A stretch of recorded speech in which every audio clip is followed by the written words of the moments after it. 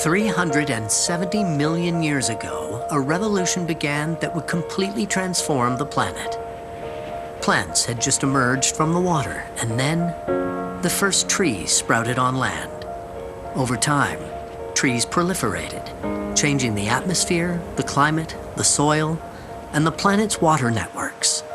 Trees harnessed energy from the sun to create composites of life. The Earth became the planet of the trees, and countless other life forms would adapt to their reign. Trees have seen generation after generation of animals living, feeding, breeding, and raising their young under their protective shelter. Amidst their leaves, the eternal cycle of life plays out.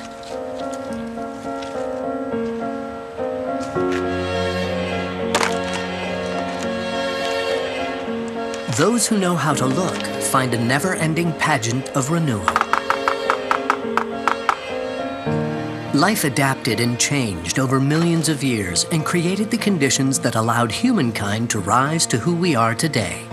Our arms and hands, our vision, our ability to make decisions and to dream, we owe to the unique environment of our planet.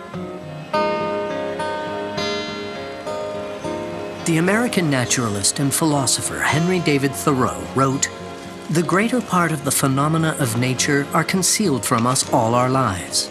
There is just as much beauty visible to us in the landscape as we are prepared to appreciate, not a grain more.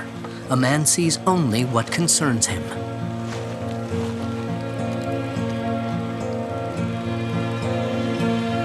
Let's leave the beaten trail. For a few moments, let's become aware of that which surrounds us and explore the northern forest of the Gaspé.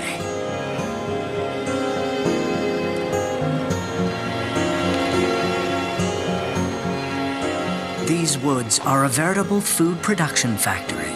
Using only water, air, and sunlight, trees produce energy to set their roots, pack their seeds, push out their buds, and strengthen their trunks. Energy is generated in such great quantities that there is enough left over to support all animal life that gravitates around the trees. An extraordinary laboratory where the sun's energy is passed on from one life form to another.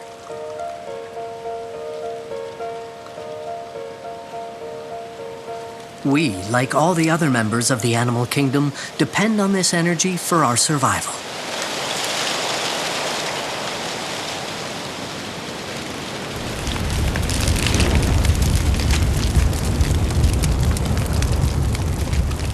To see a tree consumed by fire is to understand its ability to gather and store the power of the sun.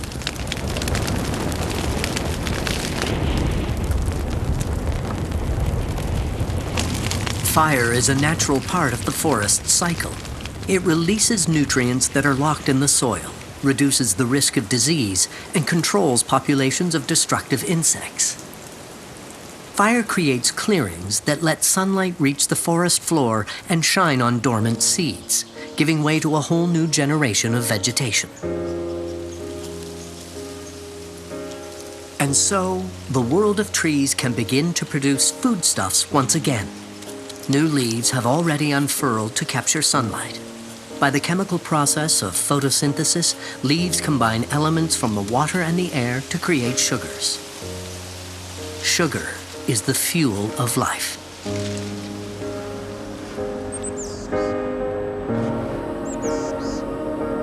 Let's visit the maples in the early spring. The leaves will open in a few weeks, but they need energy to set the process in motion. Without leaves, trees cannot make food. They must draw on the energy reserves that they've stored in their roots. Sweet water moves from the roots up through the tree's network of conduits to the leaf buds. The animals of the forest know how to make the most of this phenomenon. Each spring, every little injury to the tree, a broken branch, a piece of damaged bark, bleeds sweet, sugary sap. The red squirrel and all kinds of birds seize the opportunity.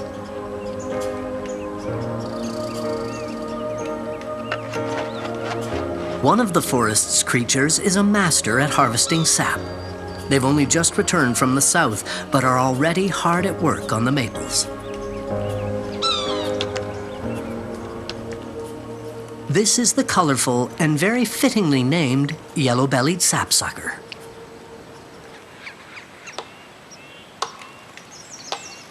The male returns to the same parcel of forest before its partner and gets right to work.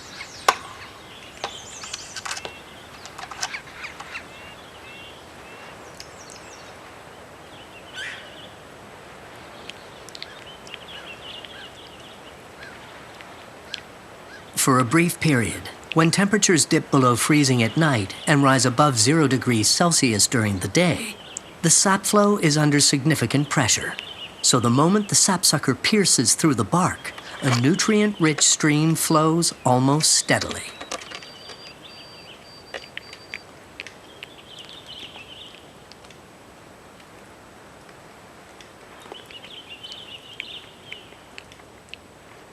The sapsucker plays a leading role in this ecosystem.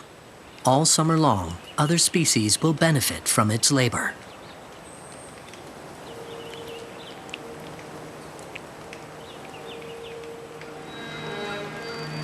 Snow melts away from the base of the trees first. They absorb heat from the strengthening spring sun, and this warmth radiates out around them. This is the white-throated sparrow. Freshly returned from its winter range, it hunts for seeds and insects by scratching the newly exposed ground.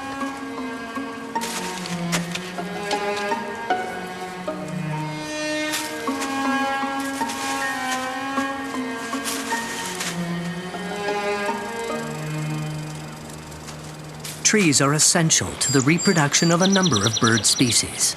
At the beginning of mating season, males can be seen perched at the very tips of the treetops, making their presence known to rivals and attempting to attract a mate. Woodpeckers use trees to amplify their broadcasts.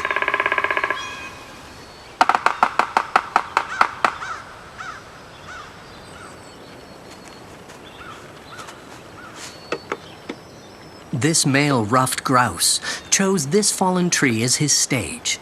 He performs his drumming display dozens of times each day.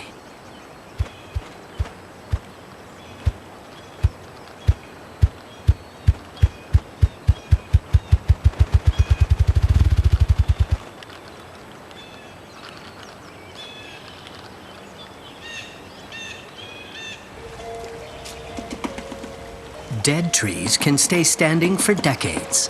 Even in death, they contribute to the life of the forest. For many, dead trees are essential nesting sites. The downy woodpecker uses a dead tree for its nest, as the brittle wood is more easily excavated. Northern flicker couples spend days dedicated to creating a nesting cavity together. They tend not only to return to the same area, but often to the very same tree.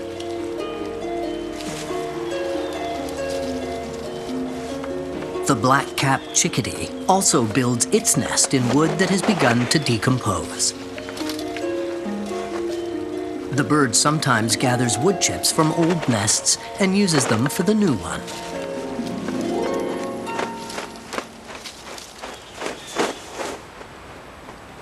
Old vacated woodpecker nests are often used by other species.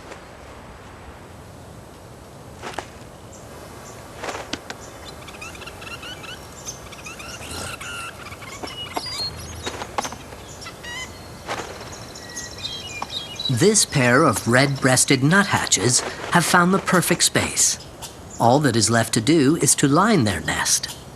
The male brings the female softwood fibers that it has collected from a dry log.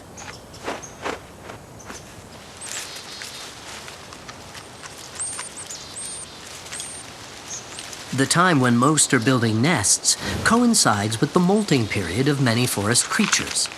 Old winter coats are shed and fur falls to the forest floor or snags on branches.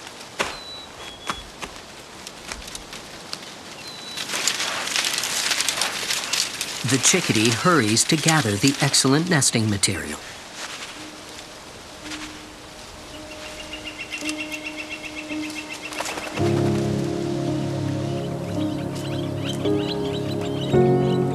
Couples are formed, nests are built.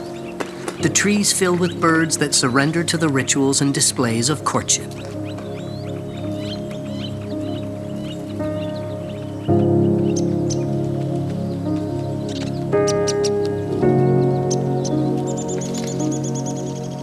Each species has its own way, its own dance, but the goal is the same.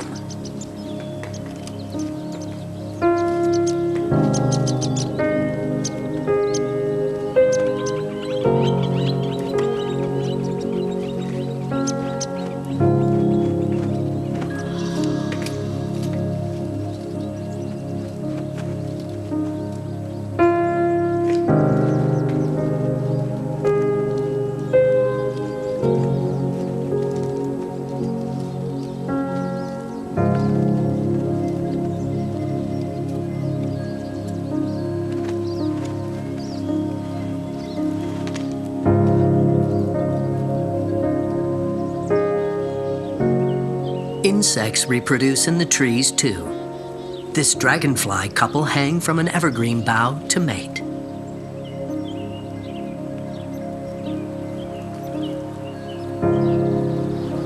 First, the male grasps the female behind the head.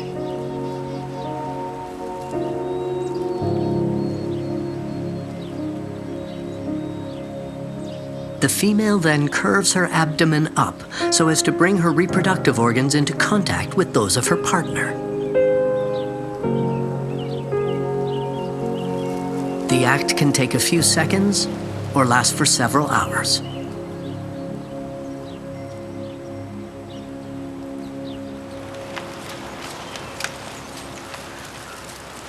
Many mammals seek out protection in trees too. As soon as they leave the den, a few months after their birth, black bear cubs are able climbers. Their mother regularly leaves them alone in the forest while she feeds, but before she leaves her cubs, she picks out a safe tree for them to climb. While their mother is away, the young bears play and develop their skills.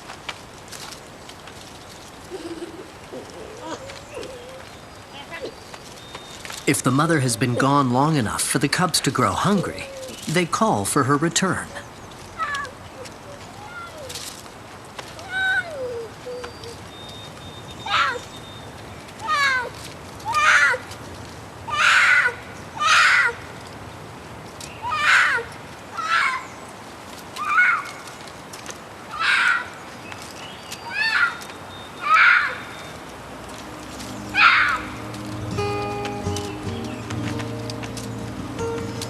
The female is usually not far from her chosen guard tree and quickly comes back to feed her demanding cubs.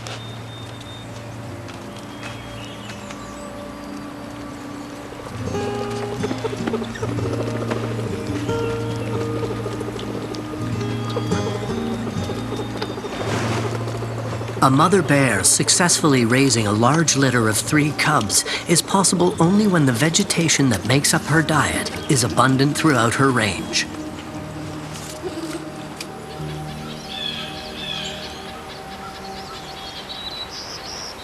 In spring, catkins, the sexual organs of some tree species, sprout first, before the leaves. For a number of animals, they are among the earliest sources of new food.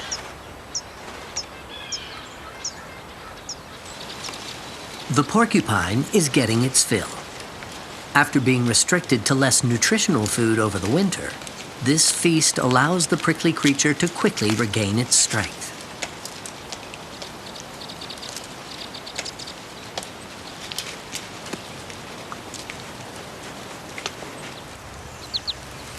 Most of the trees in this forest need the wind to help them reproduce. When the alders are ready to release their pollen, the slightest movement triggers a reproductive cloud.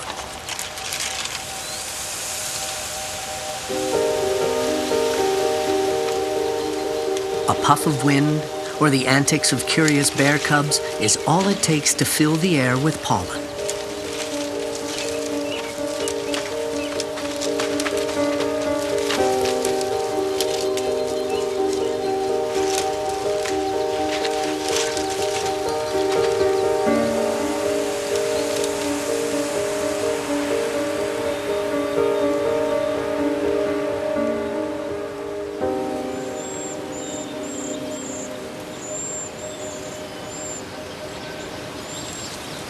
In late spring, when the apple trees are in bloom, it is easy to observe the courting rituals of the American waxwing. The male begins the dance by offering a petal or an insect to the female.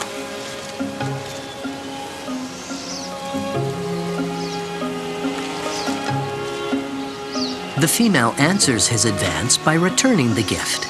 This behavior is repeated several times until one of the birds eats the offering or drops it.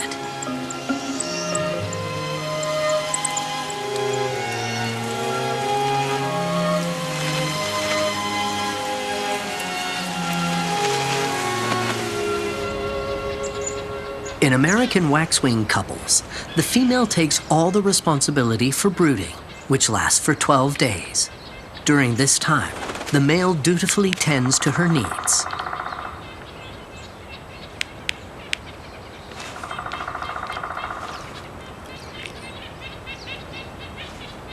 This is also the case for nuthatches, with the male returning to the nest at least once every hour to keep his partner fed.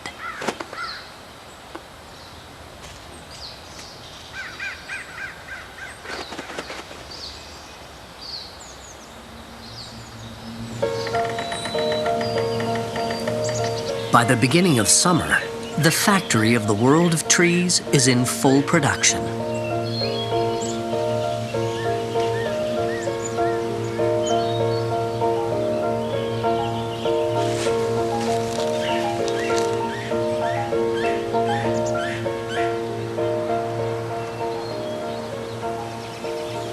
The sapsucker is busily drilling away. In spring, sap flowed up from the roots to the buds. Now that the leaves are out and have begun to produce sugars, the sap flows downward to the roots, where any surplus is stored. By making a row of small wells around the white birch trunk, the bird is able to intercept some of the sweet liquid. As the tree bark heals and the holes dry up, the sapsucker will bore new holes just above the old ones.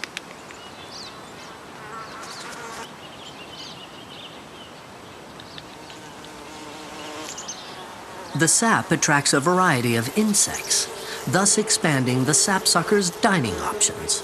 Between sugar courses, a serving of flies.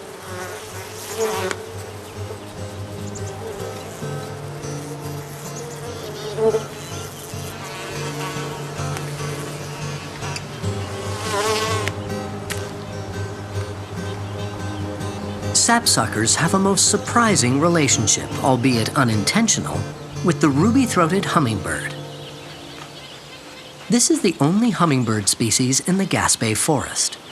The little bird spends the winter in Central America, where it feeds mainly on flower nectar. The ruby-throated hummingbird returns here before the flowers bloom and must find a different source of sustenance. Hummingbirds are particularly attracted to red flowers. The sapsucker's bright red plumage surely draws their attention and leads the hummingbirds to the sap wells. Once found, the hummingbirds return regularly to the sapsucker's site.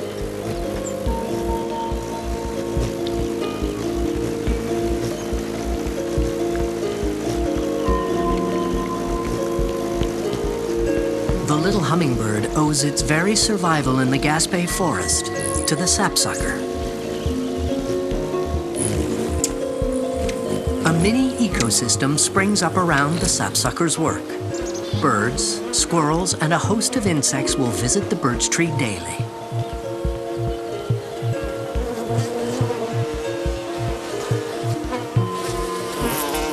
A hierarchy is quickly established, with the most imposing having priority. The hummingbird does not challenge the larger sapsuckers, but when they are away, the ruby-throated rule.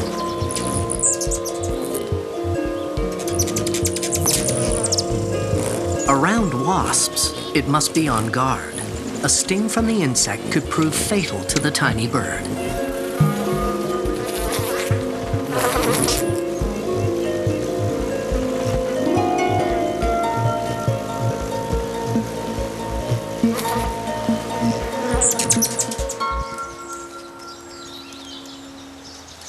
Pollinating insects and the flowers they feed on have come to have an interdependent relationship. In the evolutionary process, the flowers made the insects what they are, and the pollinators created these flowers. While most trees in the Gaspé use the wind for pollination, certain species, such as the apple tree, depend on insects like wasps and honeybees for this essential service. Apple blooms exert an irresistible pull on the waxwing.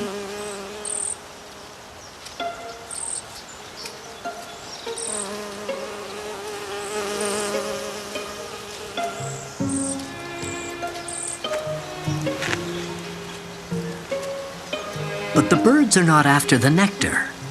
They prefer the petals.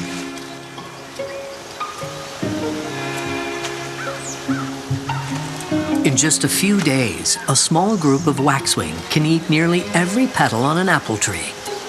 Luckily for the tree, this has no effect on its ability to reproduce, as the flower will still bear fruit once pollinated, even without its petals.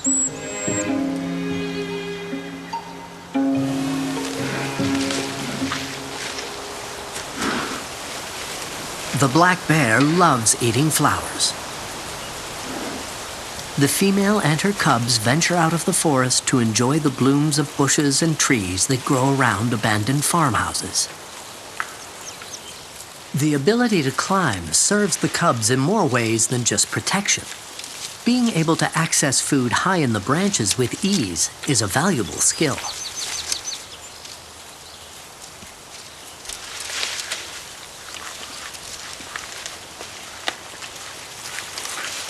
Bears have been feeding from these apple and lilac trees for decades. Despite a few broken branches, the trees survived the repeated assaults.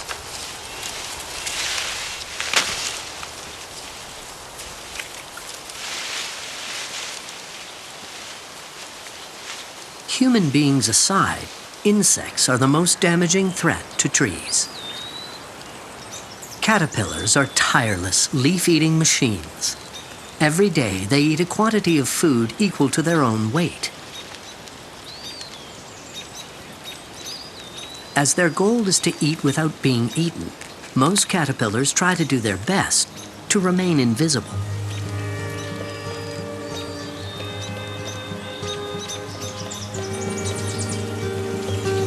Others, in an effort to intimidate possible predators, disguise themselves. The mature caterpillar of the eastern tiger swallowtail seems to stare at us through large but fake eyes.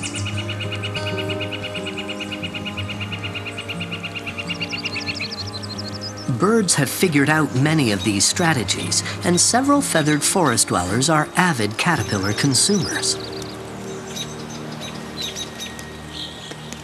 The yellow-rumped warbler has a particularly sharp eye and tirelessly combs through the trees in search of this delicacy.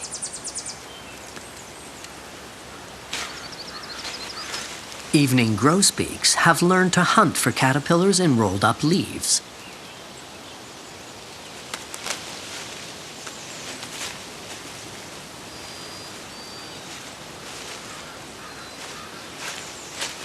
Not every rolled leaf is occupied, but the work is worth the reward.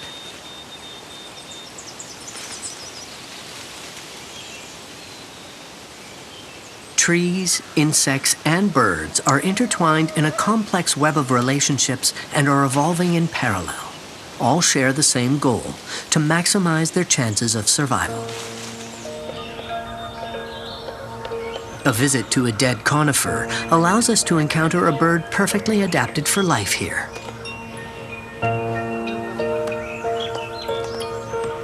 The pileated woodpecker is on the hunt.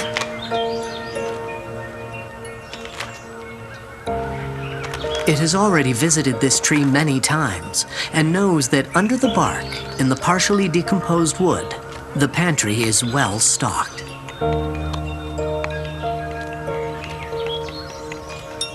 The pileated woodpecker does not possess a strong sense of smell, but instead seems to depend on its hearing to hunt hidden prey.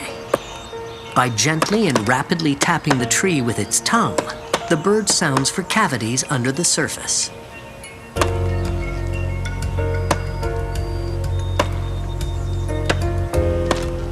Once a chamber is located, the woodpecker uses its powerful beak to break in.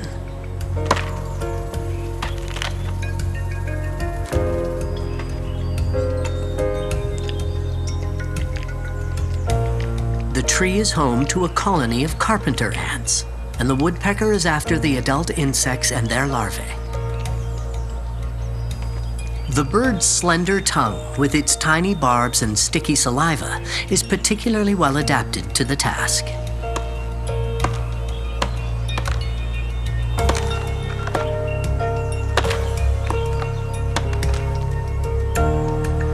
Day after day, week after week, the woodpecker will persevere with its demolition work in order to access every part of the colony.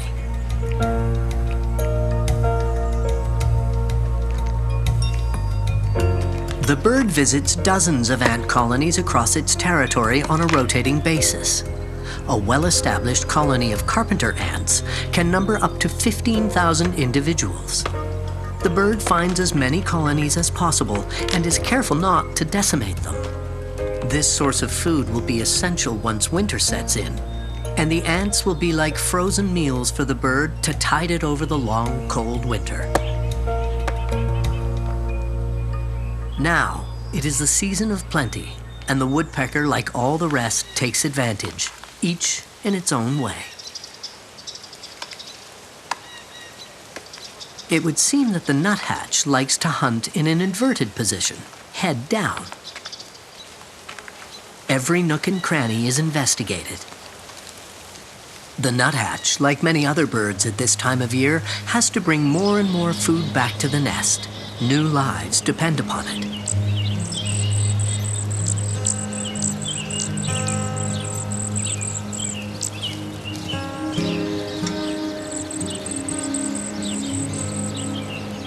A multitude of birds have hatched, well hidden in the trees. From the moment they emerge from their shells, the waxwing chicks are ready to consume impressive quantities of food.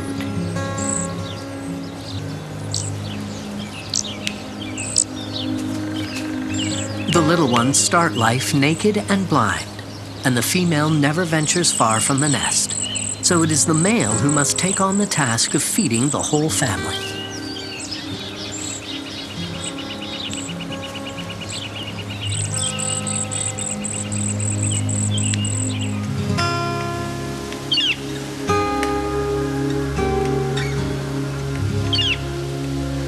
In the northern flicker's nest, the young are much further along in their development. Both parents ferry food almost continuously to keep up with the chicks' ever-growing demands.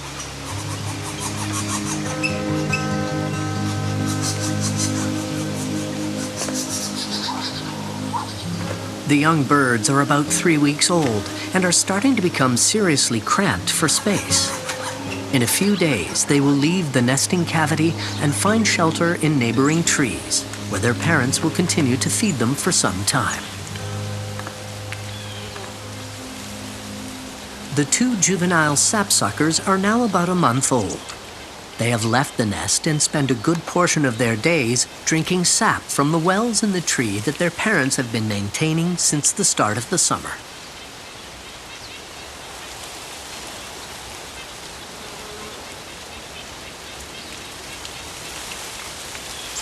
They are already able to look after themselves to a certain extent, but their parents will continue to help them for about another 10 days, catching and feeding them insects that are drawn to the tree.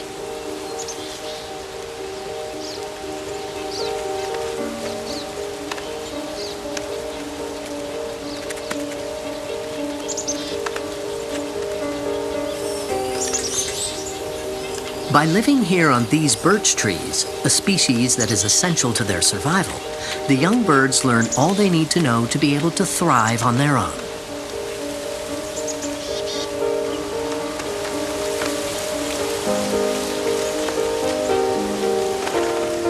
Over the sapsucker's lifetime, it will injure a number of trees and cause the death of some. Still, because of its work, a whole host of species of insects, birds, and mammals, all of which contribute to the health of this forest and to that of other ecosystems around the world, will have accessed precious calories that would otherwise have been unattainable. When a sapsucker makes its very first hole in a tree, it perpetuates the relationship that links it to both the hummingbird that reproduces here and the flowers in Central America that the hummingbird goes on to pollinate there in winter.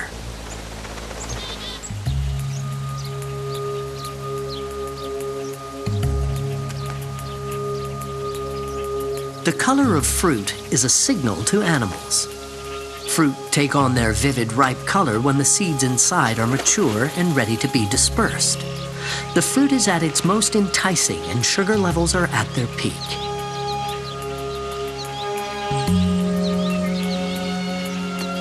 In offering its fruit, the tree feeds the animal, which in return disperses the seeds in its droppings. This strategy doesn't always play out in the tree's favor. Some birds destroy the seeds when they eat them. Others feed selectively on the pulp and leave the seeds behind. Each tree produces thousands of seeds. Only a select few find their way to a place where they can grow into mature trees. The apple tree already fed many animals with its blooms and is now once again ready to offer its energy.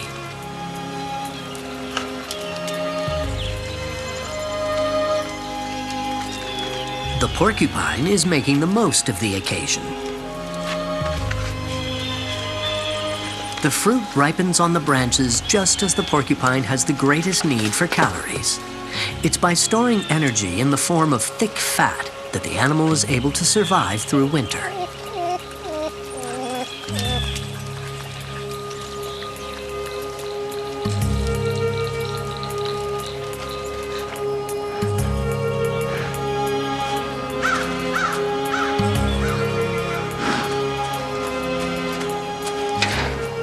Another regular is at the apple tree today.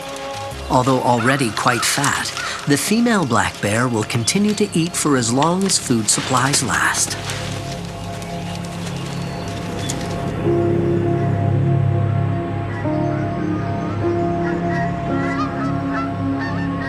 As the daylight hours grow shorter and the sun's rays weaken, the production of chlorophyll slowly drops to nil in the leaves of deciduous trees. Photosynthesis comes to a halt and the tree goes dormant.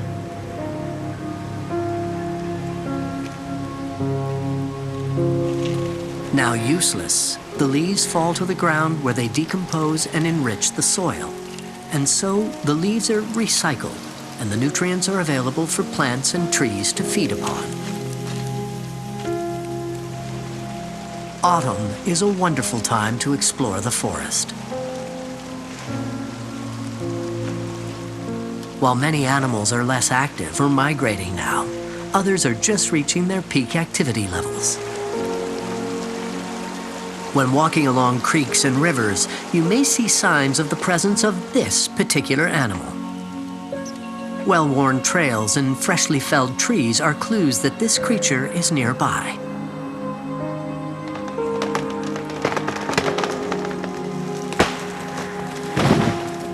An industrious worker weighing no more than 40 kilograms, it accomplishes fantastic feats of engineering. Each individual of this species can cut down 200 trees per year. In fact, other than man, no other mammal is capable of modifying its ecosystem to the same extent.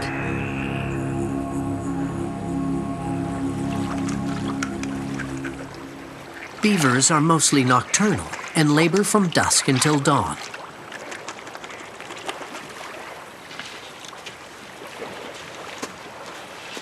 They live in the water, but feed on trees. It takes a great effort to bring their harvest home.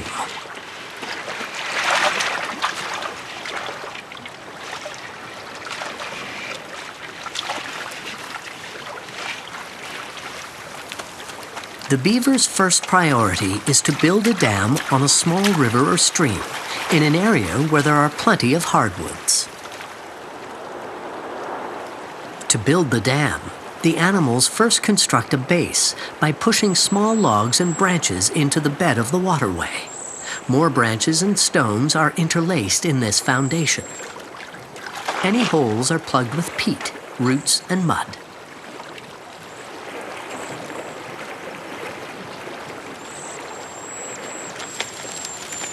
Then they build their lodge in the center of the pond.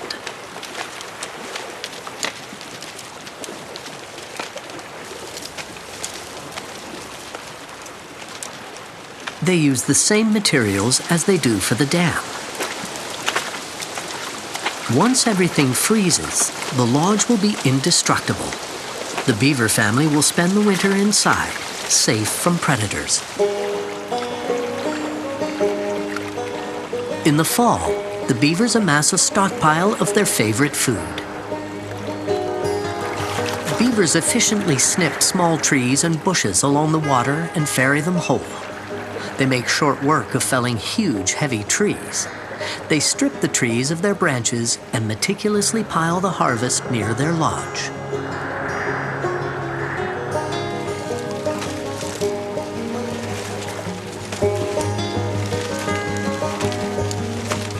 This collection of branches will be stacked so high that its weight will sink the pile to the bottom.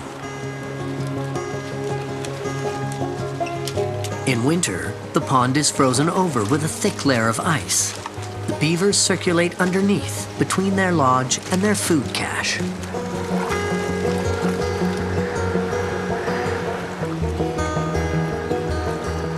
For the whole winter, the beavers feed exclusively on the bark of the branches in their stockpile. They prefer aspen, birch, willow, and alder bark, but make do with less nutritive species if need be.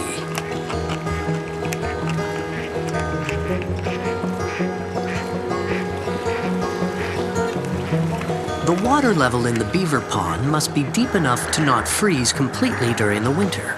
Otherwise, the inhabitants could become trapped in their lodge and unable to reach their reserve of branches.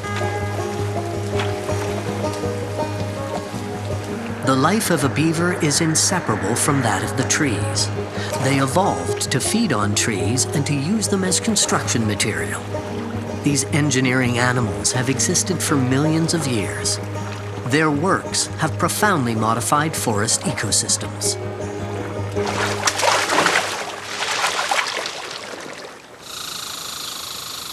At the end of the fall, some fruit remains on the branches of the mountain maple. The red squirrel has it in its sights.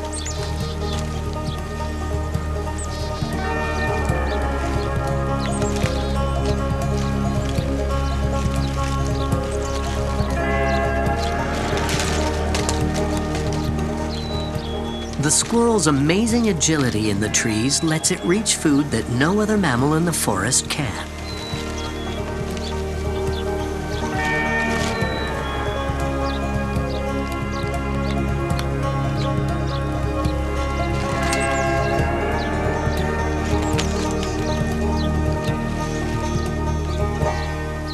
Squirrels are active all winter, but on the stormiest days, they take cover in one of their many underground holes where they cached food for just such occasions. Many seeds go uneaten, hidden away in ideal places for them to germinate. Thus, the tiny squirrel contributes to reforestation.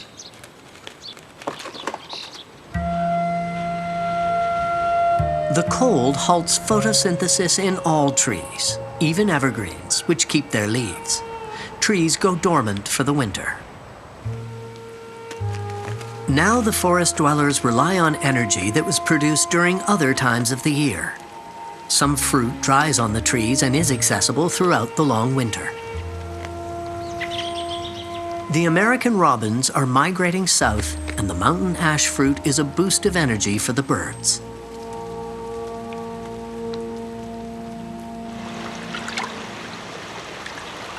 The animals of the forest that do not migrate will soon have to face the cold.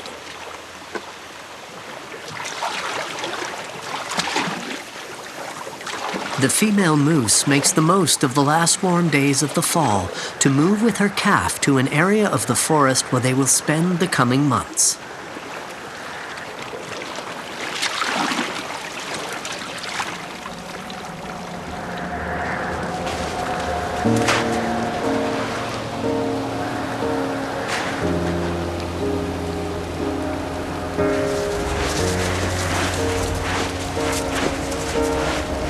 The cow begins winter in good health and with an optimal weight. Although she will eat amply over the next few months, the food is less nutritional and hard to digest. It will not be enough to meet her body's energy demands. She will burn her fat reserves and become steadily thinner as winter progresses.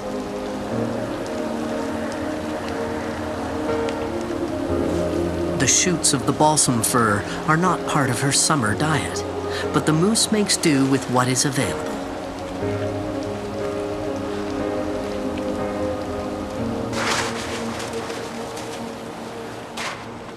The deep snow makes moving difficult and laborious. The moose maintains a system of trails in a sector of the forest where food is plentiful.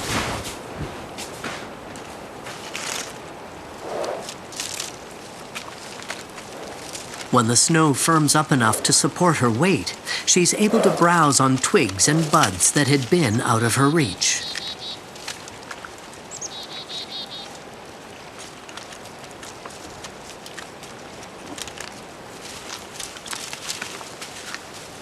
The calf, now 9 months old, spends its first winter close to its mother, learning to survive.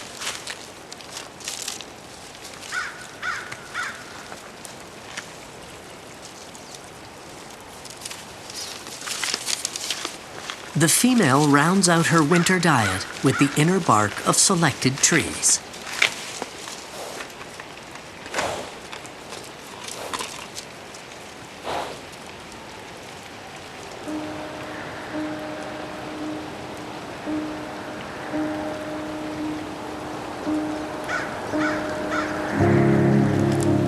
This is also the winter food of the porcupine.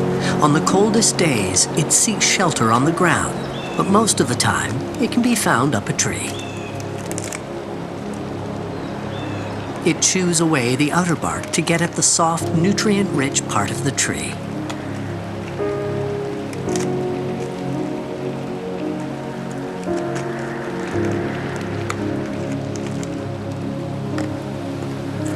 The porcupine doesn't roam very far during the winter. It finds all it needs within a radius of about 100 meters.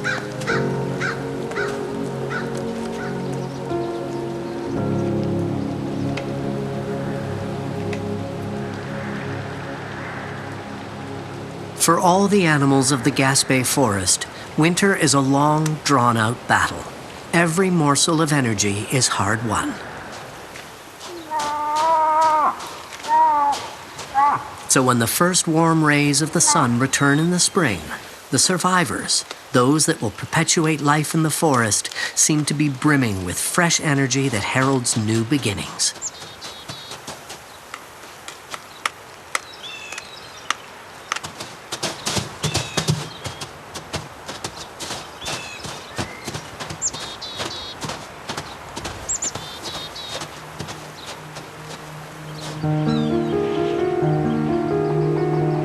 However, this spring, a threat continues to grow in the coniferous woods. Hordes of tiny caterpillars have infested the spruce and fir trees and are already wreaking havoc.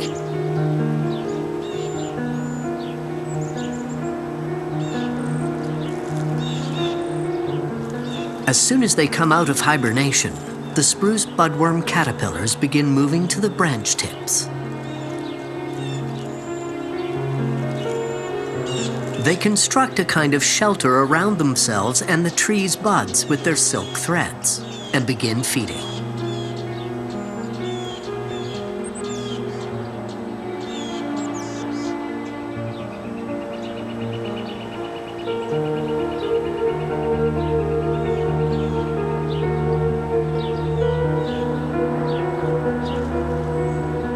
Once they have stripped a branch of its needles, They lower themselves on silk strands to branches farther below.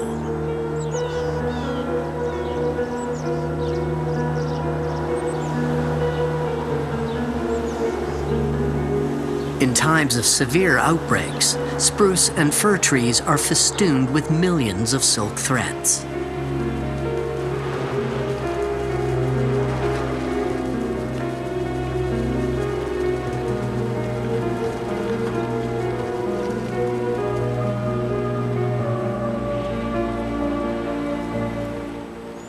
For some, the budworm are manna. The blackpoll warbler seems to be a specialist in hunting spruce budworm.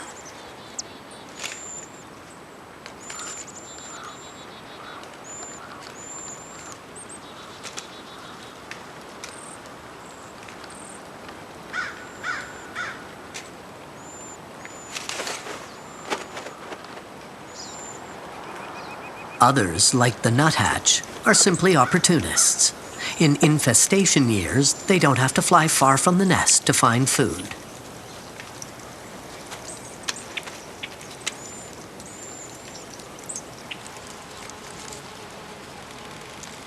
As summer begins, the caterpillars transform into their chrysalis stage. After about 10 days, the forest fills with moths.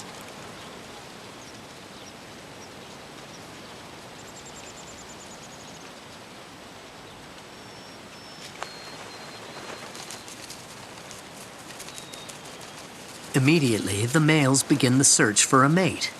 Then, the females will lay their eggs in clusters of a few hundred on the needles of a host tree, and the cycle repeats. The spruce budworm population climbs slowly from year to year and reaches epidemic levels about every 3 decades. During an epidemic, severe defoliation of a tree over the course of 3 or 4 years will weaken and in the end kill it. These natural perturbations are an integral part of the forest ecosystem. The defoliated trees let sunlight reach the forest floor, promoting the rapid growth of new plants.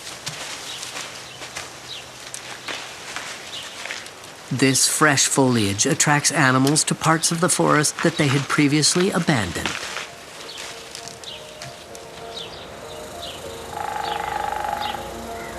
As it decomposes, the dead tree supports communities of animals, fungi, and bacteria.